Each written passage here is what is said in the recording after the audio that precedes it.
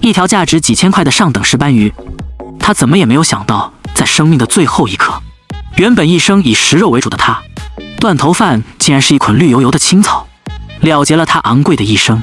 真是一世英名毁于一旦。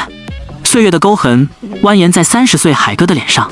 今天为了庆祝自己的而立之年，他决定出海捕获一条巨货来庆祝一番。在选定合适的捕鱼位置之后，海哥与好基友随即潜入海底，在一座珊瑚礁石附近四处寻找猎物。运气这东西有时候挡也挡不住，海哥很快就在礁石洞穴里发现了目标。一条巨大的石斑鱼连续中了2箭之后，依然还在奋力抵抗，既是尊重自己的生命，同时也抱有一丝活命的幻想。本以为已经挣脱了一支鱼箭可以逃之夭夭，谁知藕断丝连的鱼线还是紧紧地牵住着他。作为猎人的海哥兄弟，他们反而显得不慌不忙，先浮上水面透一透气，然后再潜入海底继续博弈。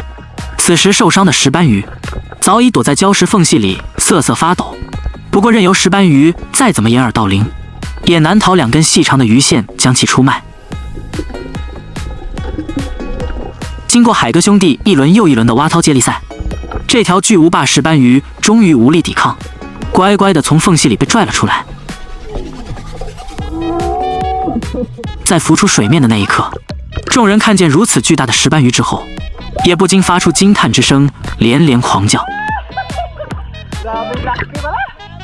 目测这条石斑鱼有30多斤，一张血盆大口衬托着锋利的牙齿，好像在警示敌人勿要来犯。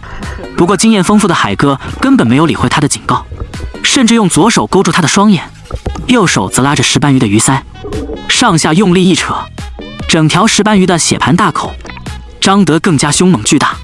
看着这张深渊巨口，在极短的时间内吸入大量的水，形成负压，并顺势将猎物吸入口中。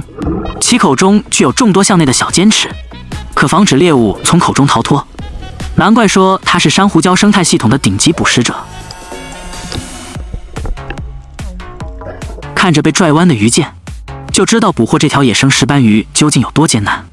像这么大的一条野生石斑鱼，它的价格在国内至少能卖到7、8千元，在香港或者台湾有可能卖得更贵。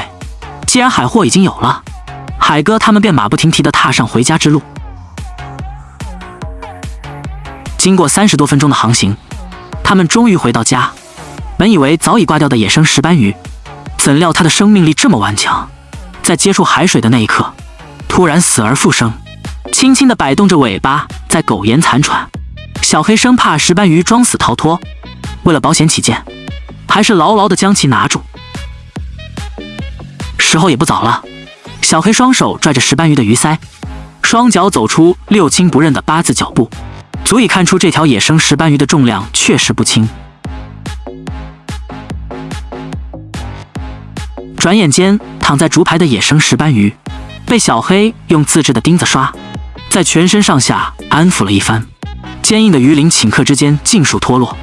其他人则准备今天的辅料与木炭。小黑很快就把石斑鱼清理得一干二净，放在礁盘里的石斑鱼一副死不瞑目的表情，确实令人心酸与感慨，但对于海哥他们来说，却是心情澎湃与激动。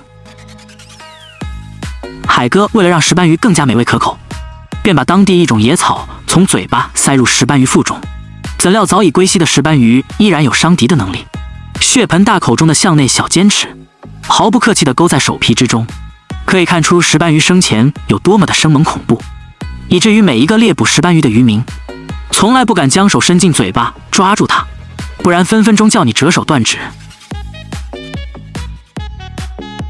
有了一次切肤之痛的海哥，这回放入去新的辣椒与洋葱就显得尤为谨慎。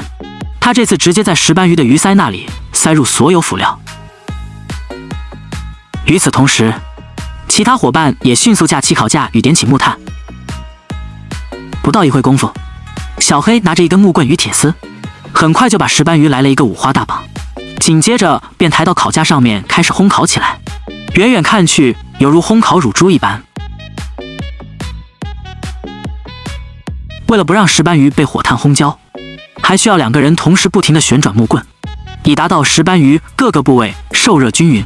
再涂上一些特制秘料，效果更佳。与此同时，小黑抱着不浪费原则，直接在炭堆旁边开始了小炉灶，拿起小锅开始翻炒着其他美食。不得不说，小黑真是一个节俭小能手。20分钟之后，一条硕大肥美的炭烤野生石斑鱼终于烘烤完毕。看它的卖相与色泽，似乎没有想象中那么完美。用勺子戳了几下，完全无动于衷。难道还没有熟透吗？既然勺子戳不动，那就直接小刀侍候。一块块野生石斑鱼肉就这样被小黑割了下来。每个人都沾上特制秘料，吃得不亦乐乎。即便这条价值几千元的野生石斑鱼，他们的烹饪手法不是那么的恰当，虽然有点可惜，但是真正的美食需要与朋同乐。正所谓烤鱼要跟投缘人吃，日子要跟懂你的人过。人间烟火味，最抚凡人心。尽管这条鱼价值不菲，但与朋友之情相比，顿时显得微不足道，不值得一提。这是海哥而立之年的美好一天，你们也有同样的经历吗？欢迎在评论区说说您的看法。本期视频到这里就结束了，喜欢我的视频点个赞加关注，下一期我们不见不散。